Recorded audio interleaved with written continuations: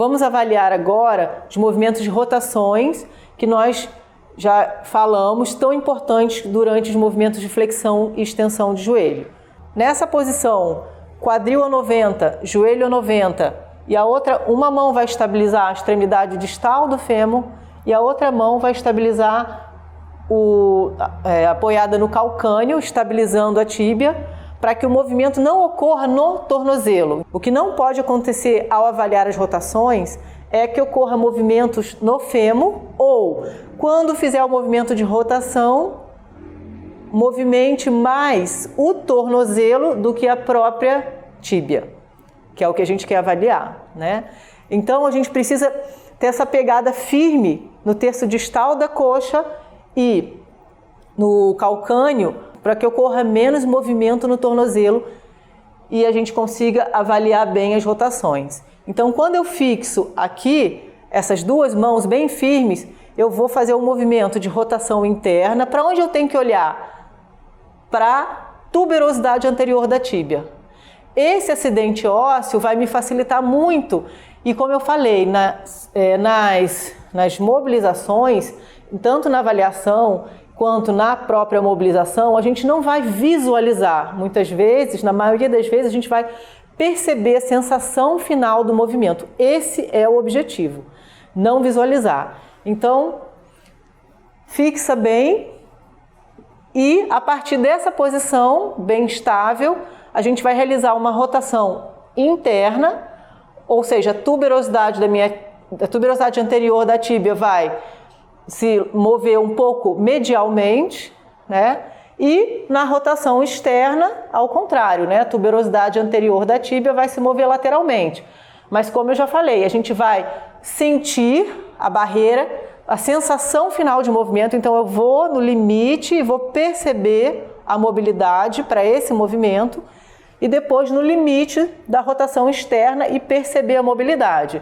Qual que é o meu parâmetro de normalidade? Meu parâmetro de comparação é sempre o outro lado do paciente, para a gente perceber se a sensação final foi igual em todos os movimentos. Vamos utilizar essa posição para tanto avaliação e também para a mobilização das rotações. Nessa posição, lembrando que a gente tem que deixar bem firme aqui para não movimentar o tornozelo, que não é o que a gente quer, e a coxa também não ficar movimentando. Vamos, com uma boa estabilização, realizar uma rotação interna da tíbia, olhando para a tuberosidade anterior da tíbia, que na rotação interna vai se dirigir medialmente.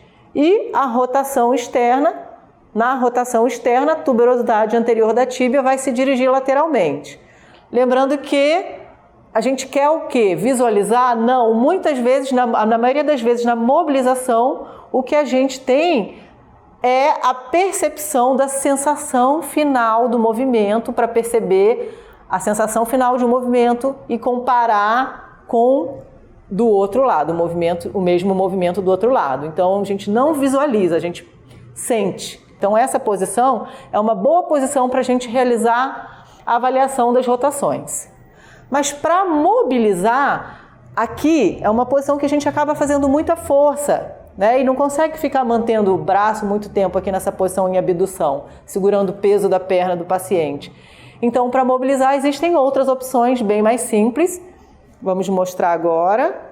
Se eu quero mobilizar, por exemplo, percebi que a rotação interna está com limitação de movimento, o que eu posso fazer para mobilizar que vai me facilitar? Qual alavanca que eu posso usar? A gente coloca o pé apoiado, com o joelho flexionado, e eu já coloco a tíbia meio que em rotação interna, o pé um pouquinho virado para dentro, que isso já vai jogar um pouco a tíbia para a rotação interna.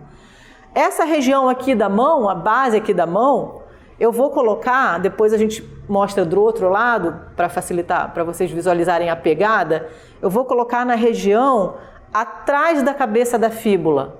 Então eu vou entrar aqui na cabeça da fíbula, que eu vou usar a fíbula como alavanca para empurrar o movimento, para fazer a rotação medial ou interna do joelho.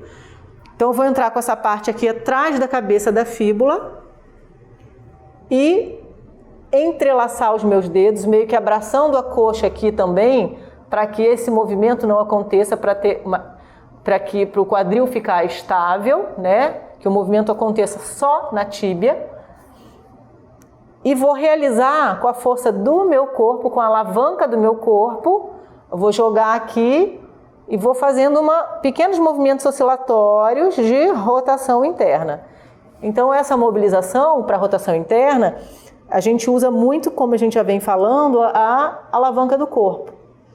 Que aí, praticamente, a gente não faz força comparado com a manobra de avaliação que a gente fez aqui, nessa posição, né? A gente consegue ficar bastante tempo aqui fazendo a mobilização para rotação interna sem cansar. Essa pegada eu considero, de todas as pegadas para soltar a rotação interna que existem, eu considero essa na minha prática, não estou falando que é a melhor, né? Eu considero essa a mais fácil para eu executar, então para mim ela se torna a melhor pegada. E para a rotação externa, caso seja necessário realizar essa avaliação, a gente também posiciona a tíbia já meio que em posição de rotação externa e pode fazer a mesma pegada. Só que aí agora eu vou posicionar essa parte da minha mão na frente da cabeça da fíbula, não atrás. E a gente usa a alavanca aqui, fazendo uma rotação externa da tíbia.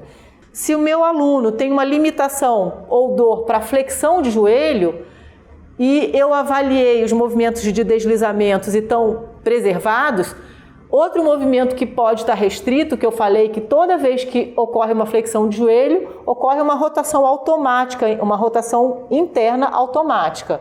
Então, se lá no movimento ativo eu já percebi que eu já observei que ele tem essa limitação para flexão, já fica uma luz na minha cabeça dizendo que eu preciso avaliar o movimento de rotação interna, porque esse movimento de rotação interna ele faz parte também do movimento de flexão de joelho.